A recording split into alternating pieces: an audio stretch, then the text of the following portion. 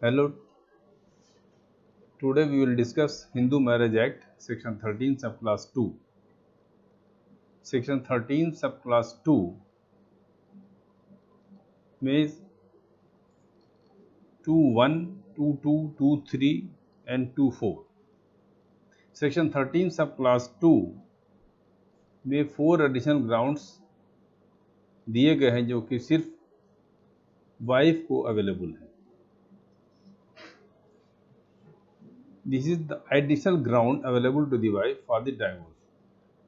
2.1 में ये प्रोवाइड किया गया है कि husband having more then one wife alive.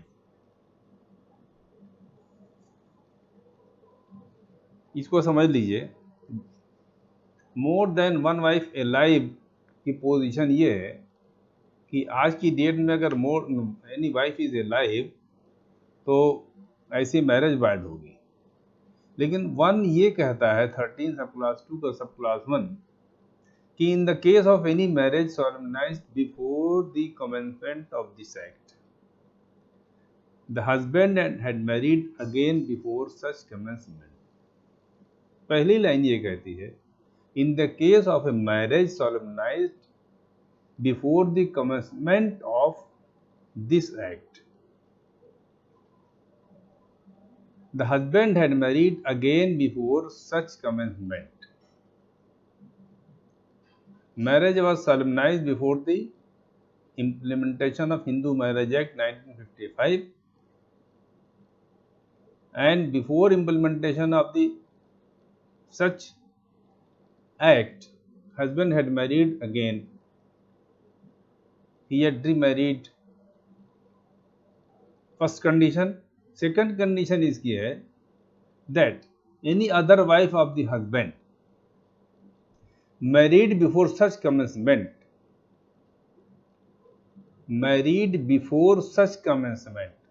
was alive at the time of the solemnization of the marriage of the petitioner. यानी Hindu marriage act के लागू होने के पहले हस्बैंड ने विवाह एक हस्बैंड मैरिड अगेन यानी एक पत्नी के होते हुए दूसरा विवाह कर लिया था. और दूसरी कंडीशन ये कहती है कि हिंदू मैरिज एक्ट के लागू होने के पहले the wife of the husband was alive. Hindu marriage act के लागू होने के पहले एक पत्नी की जीवित थी at the time of the solemnization of the marriage. यानी अब मैरिज एक्ट लागू होने के बाद वो पत्नी जीवित है. तो यदि अब विवाह सॉलेमनाइज किया जा रहा है after the commencement of this act और पूर्व पत्नी जीवित है, तो this is a ground for the second wife. The other wife is alive at the time of the presentation of the petition. Then the next wife, she can present a petition for the divorce on this ground that a wife is already alive before the commencement of the Hindu Marriage Act. Number 2, section 13 sub class 2 का sub class 2 कहता है that the husband has since the solemnization of the marriage has been guilty of rape, sodomy और bestiality. यानी ये पति जो है विवाह संपन्न होने के बाद से has been guilty of rape, ये रेप का दोषी रहा है, सोडोमी का दोषी रहा है या बेस्टियलिटी का दोषी रहा है. यानी ये यदि पत्नी साबित कर दे कि after the solemnization of the marriage husband has committed such offenses यानी रेप, सोडोमी और bestiality. Then on the basis of these crimes the wife can present a petition for the divorce. Third ground दिया गया है कि under section 18 of the Hindu adoption and the maintenance act 1956 और a proceeding under section 125 of the criminal procedure code, a decree or a order has been passed against the husband, यानी maintenance का एक आदेश धारा 18 Hindu adoption and maintenance act या धारा 125 दंड प्रक्रिया संहिता code of criminal procedure act के अंतर्गत पारित किया गया था,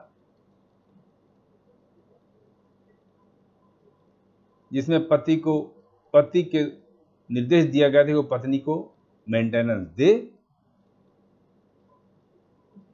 and since passing of such decree और ऑर्डर, और ऐसा ऑर्डर पारित होने के पश्चात cohabitation between the parties has not been resumed for 1 year और अपवर्ड. यानी यदि धारा 18 हिंदू एडॉप्शन एक्ट या धारा 125 सीआरपीसी के अंतर्गत पति के विरुद्ध मेंटेनेंस का कोई ऑर्डर पास किया गया था और उस आदेश के पारित होने के बाद से 1 वर्ष बीत गया है और इस दौरान पति पत्नी एक साथ नहीं रह रहे हैं और 1 वर्ष बीत चुका है, यानी अब कोई आशा नहीं रही है कि दोनों एक साथ रहेंगे. चौथा पॉइंट जो दिया गया है वो है कि marriage before attaining age of 15 years. The marriage of the wife was solemnized before she attained the age of 15 years. पत्नी का विवाह 15 वर्ष की आयु पूरी होने के पहले हो गया था, whether consummated or not, and she has repudiated the marriage after attaining that age but before attaining the age of 18. यानी विवाह था उसका 15 वर्ष की आयु को पहले कर दिया गया, उसके माता पिता ने कर दिया, यद्यपि अब ये एज जो है बार करती है एंड पनिशेबल भी है, लेकिन ये कहा गया है कि पहली एज क्या थी, 15 वर्ष के पहले उसका विवाह हो गया, उसकी आयु 15 वर्ष नहीं थी. लेकिन पत्नी ने 18 वर्ष की आयु प्राप्त करने के पहले पहले अपने विवाह का खंडन कर दिया.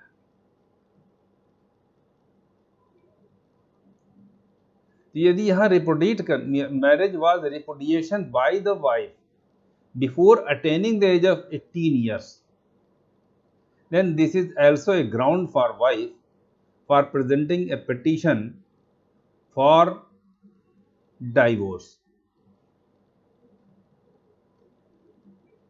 ये एडिशनल ग्राउंड जो दिया गया है, it is only available to the wife.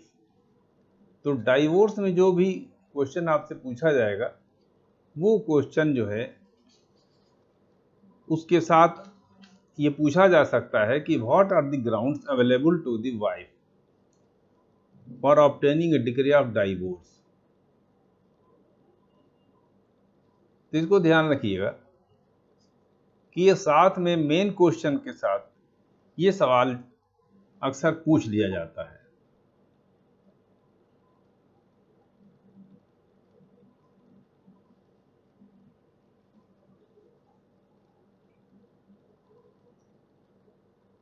एक और सेक्शन जान लिए, section 13 capital A. Section 13 capital A ये कहता है कि alternate relief in divorce proceeding, कि अगर डाइवोर्स की कोई प्रोसीडिंग चल रही है लेकिन वो प्रोसीडिंग जो है class 2, class 6 and class 7 of subsection 1 of subsection 13. Section 13(1) में 3 ग्राउंड ऐसे दिए उन पर ना हो, उन पर बेस ना हो। कौन कौन से ग्राउंड है? 2, 6 एंड 7। 2 क्या है?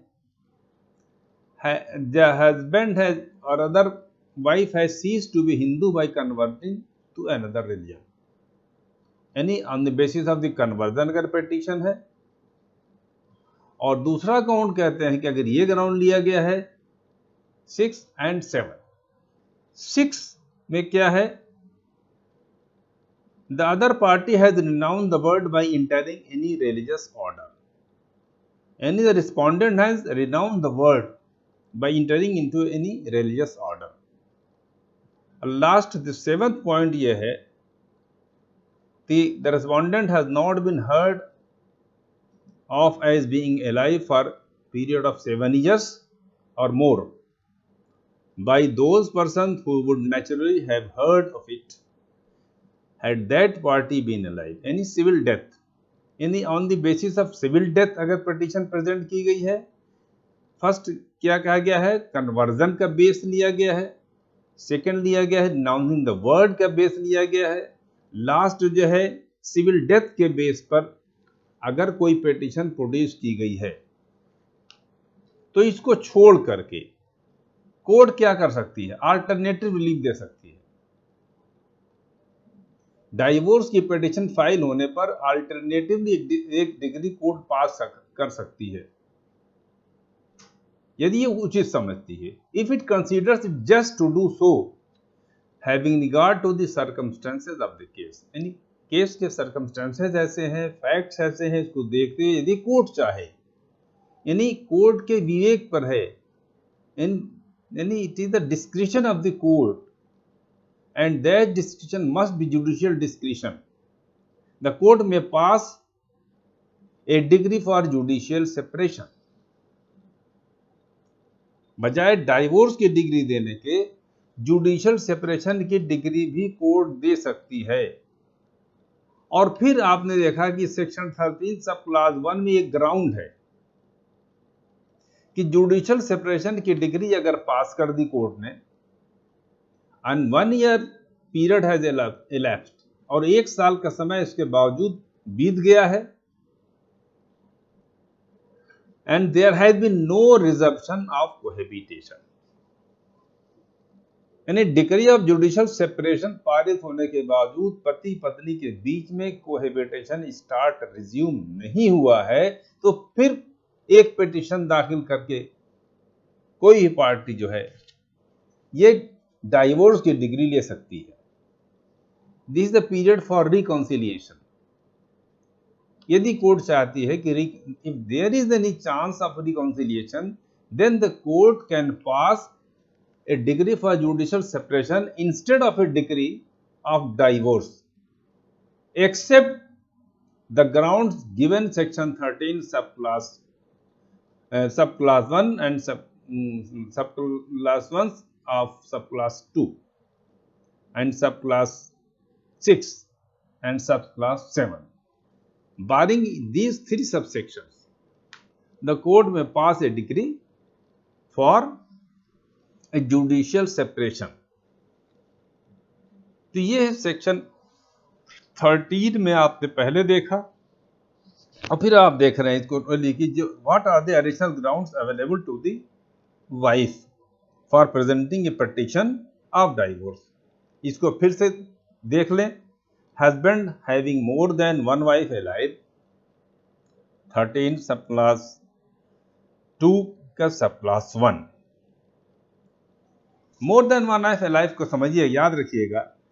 The marriage was solemnized before commencement of this act. Hindu marriage act के लागू होने के पहले वो शादी हुई थी और उस शादी की और हिंदू मैरिज लागू होने के पहले पति ने दूसरा विवाह कर लिया है, तो ऐसी स्थिति में हिंदू मैरिज लागू होने के बाद पत्नी को अधिकार हो जाता है कि इस ग्राउंड पर वो पति से डाइवोर्स की डिग्री ले ले। दूसरा देखिए 13 सब क्लास 2 का सब क्लास 2, यानी यह क्राइम है। husband has been guilty of rape, sodomy and bestiality। फिर सब क्लास 2 का सब क्लास 3 देखिए, section 180 section 18 of the Hindu Adoption and Maintenance Act or under section 125 of Criminal Procedure Code, if there has been an order passed against the husband for the maintenance of the wife, but after this order 1 year has been passed and there has been no reconciliation between the parties, इन ये maintenance का order pass होने के बाद 1 वर्ष बीत जाने के बाद भी इनके अंदर सुलह समझौता नहीं हो सका, they could not reach any reconciliation, then this is also ground for divorce available to the wife। Last है कि marriage of the wife was solemnized before she attained the age of 15 years, यानी पत्नी की आयु जब 15 वर्ष की पूरी नहीं हुई थी उसके पहले उसका विवाह कर दिया गया था, भले वो विवाह कंजुमेट हुआ अथवा नहीं। If he has repudiated the marriage before attaining the age of 18 years, then this is also ground for the divorce available only to the wife। तो ये डाइवोर्स की जो आपने देखा कि divorce section 13 sub class 1, section 13 sub class 1A, सब class 1A में जो बताया गया था वही बताया गया था कि 2 ग्राउंड ऐसे हैं कि डिग्री ऑफ जुडिशियल सेपरेशन पास हो चुकी है एंड 1 ईयर रिलैप्स कर गया है, ऑन कोहैबिटेशन स्टार्ट नहीं हुआ, और दूसरा है कि एक degree of conjugal rights section 9 of Hindu Marriage Act में degree for the restitution of conjugal right has been passed and 1 year has been elapsed, but there has been no restitution of conjugal rights। These are two grounds which are available to both the parties of the marriage। तो 1 capital A, और इसके बाद हमने देखा section 13 sub class 2 में additional 4 grounds which are available to the wife for presenting a petition of divorce। फिर हमने section 13 sub class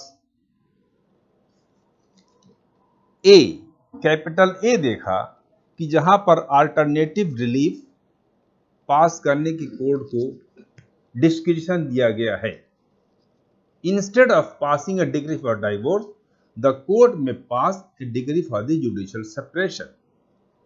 Then this is all about main clauses of the divorce। Thereafter there is a section 13 subclause capital B, divorce by mutual consent। It will be discussed later in other video। Thank you।